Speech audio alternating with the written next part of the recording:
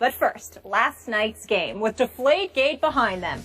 Tom Brady and the Patriots picked up where they left off in the Super Bowl. Tom Brady finished 25 of 32 for 288 yards and 4 touchdowns, with 3 of those going to Rob Gronkowski. Here's Brady after the game.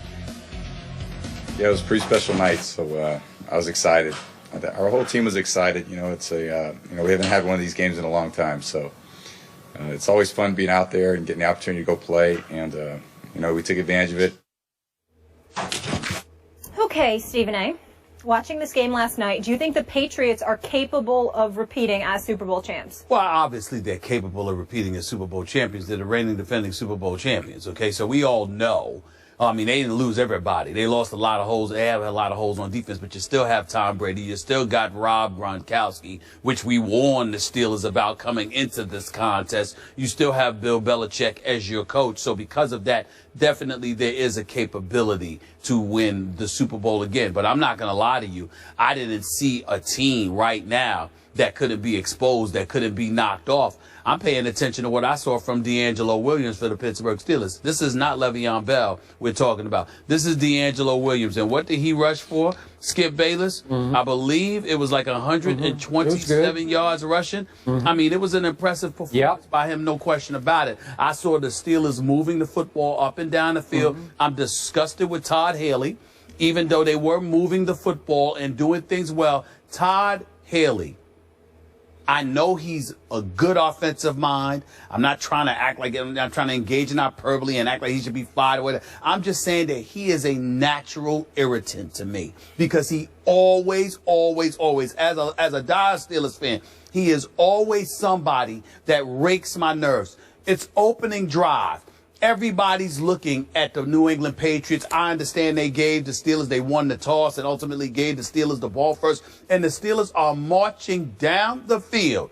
And what does Todd Haley do? He ruins everything because he tries a trick play involving Antonio Brown. They lose yards. It ruins their drive. They score nothing. And once again, against the New England Patriots, the Steelers end up starting off at a deficit because you know the second Tom Brady gets the football, it's going to be some trouble for the Pittsburgh Steelers, as it has been in recent years. He has just done what he wants, when he wants, how he wants against the Pittsburgh Steelers. Todd Haley evidently is oblivious to all of this, has no clue about this. So goes out there and instead of rolling with what's working and being relatively conservative and understanding you do not play with this team, especially with this weak secondary we have on the defensive side of the ball for the Pittsburgh Steelers, which is just abysmal as far as I'm concerned. You don't make that kind of call. It ruined everything as far as I'm concerned. From that play, I said, even though I picked New England to win the game anyway, I said right there is why the Steelers going to lose tonight, because you don't make that kind of mistake. Having said all of that, Rob Gronkowski obviously looked big time. Tom Brady was sensational in the first half. I think he completed like 15 of his 17 passes. He was absolutely sensational, no question about it. And you just knew from the time Tom Brady led them out the tunnel that it was going to be a special night. The final score was considerably less than I thought it would be. I thought the Patriots would drop 41. I thought the Steelers would still be able to put up points in bunches, which I still believe, by the way, had they not messed up that first drive. But in the end, they were not going to win this game. And to answer the question again directly, I think the New England Patriots have some things to be concerned about. Because even though D'Angelo Williams is no backup, he is the backup in Pittsburgh. And for him to run as effectively as he did yesterday, and for New England to bend a lot, didn't break, but bend a lot in giving up some big pass plays, I think that defense can be exposed. And as a result, I think there are some teams in the AFC that can take them out when it counts most, meaning the playoffs and preventing them from going to the Super Bowl. But they're still the reigning defending Super Bowl champion. You did not see a potential Super Bowl winner on the field last night. Well, I'm just saying, I just think, listen, you have Tom Brady. Even the way they played last night, you could still end up winning that way. It's just that I think you're easily beatable compared to what you were last year. Really? Based on what I saw. Easily beatable. Okay. Compared to what I saw last year. Okay, first of all, I'm going to give you props for one very good point. The strategic turning point in that game was in that first drive when Todd Haley inexplicably went to a a wide receiver pass left-handed Antonio Brown. I don't know what they were thinking, because as a Patriots supporter, I was a little nervous at that point because it looked like they were rolling, because all the obvious plays that he had called had all gone for chunks of yardage. Yeah. I give you that.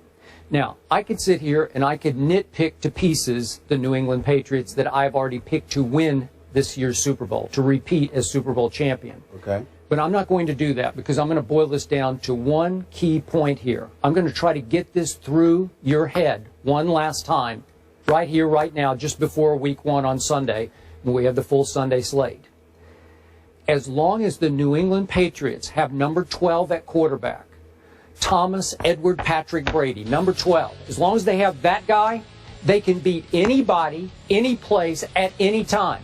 They are extremely capable of repeating as Super Bowl champions this year. You can pick them to pieces, you can flaw them to death, you can flay them, and you can tell me this, that, and the other. But this man gave you another masterpiece last night. This man is an NFL treasure. And I'm going to say this one more time. I want to publicly thank Judge Berman for having the guts to stand up to the National Football League and to put Roger Goodell back in his sorry place and to free Tom Brady, so we could see that last night on national television. I think even you had to appreciate what you saw last night. First of all, we all appreciate Tom Brady, the football player. There's no question about that. Secondly, I don't think it took the judge courage. He doesn't work for the NFL. He doesn't work for the Patriots. He doesn't work for... I thought he... Excuse me, he's a the federal judge. The NFL had home court advantage in that case. No, they had home court advantage because the belief was that the courts are management friendly, which they are. But the judge itself, a federal judge, the league has absolutely positively no dominion over him. So it didn't take courage on the part of Richard I think Berman it did. To sit there and usurp Roger Goodell's supposed authority and insert Tom Brady I think it took back into huge backbone. No, it did Yes, not. Yes, it did. Listen, You know it not. did. Not if you're a federal judge. Is all I'm trying to say. When the whole world is predicting that Roger Goodell is going to steamroll Tom Brady. But the whole world isn't the judge overseeing the case, nor is he a federal judge that has no obligation to the NFL. It didn't take. I'm just saying you're throwing out the word courage. Okay. That's all I'm right. So trying to back to football. Enough of that. Thank you. You know, you can have your bad man, Aaron Rodgers. You can have Andrew Luck, as in Luck, first ballot Hall of Famer Andrew Luck. You can have them. Right here, right now, still the best quarterback in all of football is number 12, Tom Brady, at age 38. I'm sorry. He put on another show last night. Nobody can operate an offense more smoothly. 7 out of 11 he went on third down. Nobody throws a sweeter, nicer, more accurate, more catchable football than Tom Brady throws. 12 times he threw it at Julian Edelman. 11 of them were caught. That's Julian Edelman, a former quarterback in college, drafted in the 7th round. Are you kidding me? That's your go-to receiver? He's making a star out of Julian Edelman. No disrespect to Julian. Love him. Love his trash talk because he backs up every word that he spews at those DBs. So I love what I see. But do you realize the New England Patriots got away last night with starting 3 rookies in the offensive line, including an undrafted free agent from Georgia at center? That's right. They got away with it. It has a lot to do with who your quarterback is. It has a lot to do with who the Steelers' defense is right now, too. You can make that case. You think? But how about little Dion Lewis has been out of football for 2 years, and he starts and plays the whole game for the New England Patriots last night. Little 5'9", 195-pound Dion, and I thought he was pretty good last night. Where do they find these people? How do they do this? It has a lot to do with who you have at quarterback, because you can always trust that Tom Brady's going to throw it accurately to somebody. And Gronkowski, by the way, has a co-monster now at tight end in Scott Chandler. A co-monster at about 6 feet 7 inches tall. You better look out. And all you teams that want to trash talk about, oh, all you got to do is rough up Gronk at the line of scrimmage and you'll knock him off his... Are you serious? So I thought for a while the strategy was, we're trying to deke him here because we're not going to cover him. He thinks we're going to rough him up. We're actually not going to cover him. Are you kidding me? So he shredded them, oftentimes when nobody was covering him. So my point is, I told you yesterday, little Malcolm Butler, the Super Bowl hero, he is going to start turning into a star this year. And I thought, even though the numbers scream that Antonio Brown had a great game last night, 9 catches for 133 yards and the late touchdown, listen, Malcolm Butler played his little tail off last night. That's the hardest receiver to cover in pro football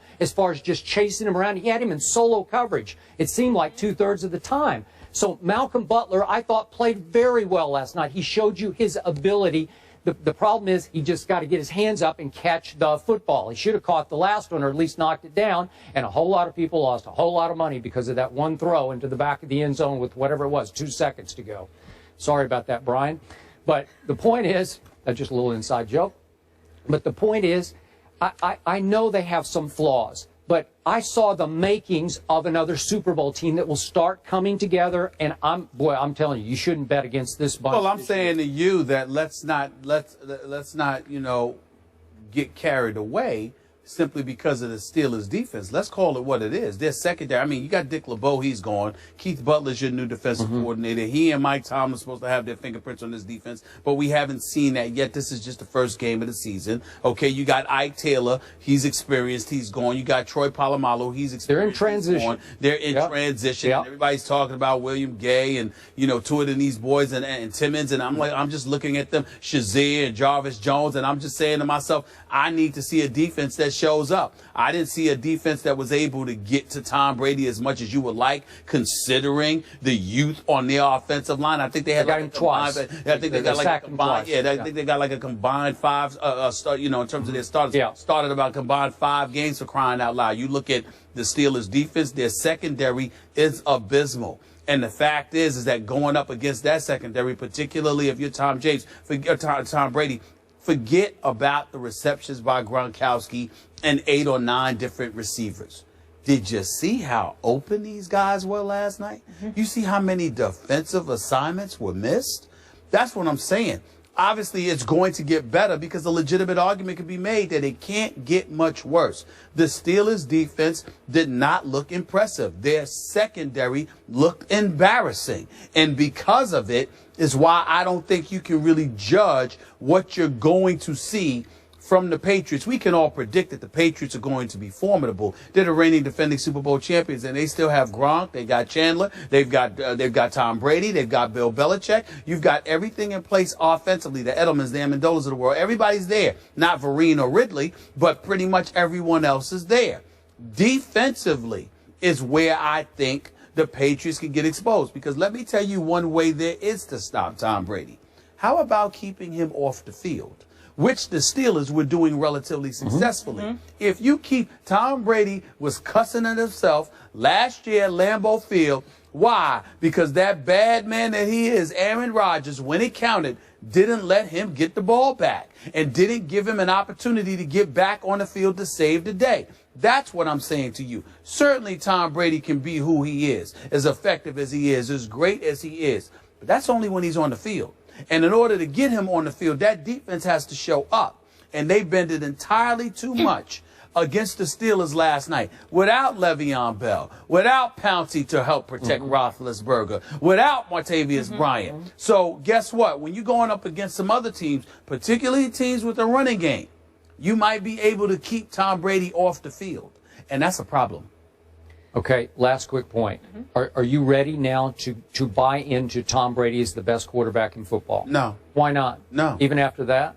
Why? I think that Aaron Rodgers is about to play this Sunday. I didn't see Aaron Rodgers playing last night. You saw Aaron Rodgers playing last night? I didn't see him. I did not see Aaron Rodgers playing last night. That's a good question, because I did not see that.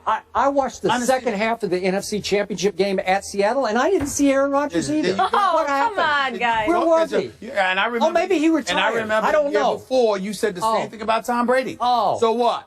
So what? Tom Brady can have a bad AFC Championship game, but Aaron Rodgers can't have a bad NFC Championship game, which, by the way, was against the Legion of Boom. Against the premier defense in the NFL. The same Legion of Boom that got shredded by Tom Brady in the Super Bowl? You mean the same Legion of Boom where Richard Sherman was hurt, Earl Thomas was hurt, Cam Chancellor was hurt? You mean that defense? You mean they weren't hurt in the NFC Championship By the way, excuse me. They were already hurt. They were no. They got hurt then. They were really hurt in the Super Bowl before the game began. Oh, so they got hurt in practice before the Super Bowl?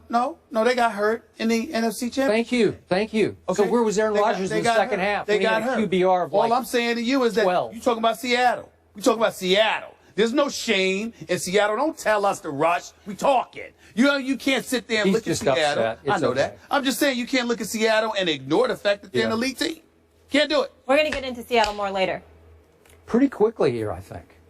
You know, Yeah. I can't. I'm nauseated already. You Yeah. kissing the Tom Brady's. Why forget Tom Brady? He has a tough Good. test, Stephen, a Good. tough test next week against the Bills defense. Rex Ryan always plays him tough. We'll see him Let's against find that team. out. Yeah. Let's- After last night, New England is now the favorite, Skip, in the AFC, according to Vegas. And I really enjoyed your trash talking on Twitter last night. Thank Equally you. I as, appreciate that. as amusing as it could. This next one, I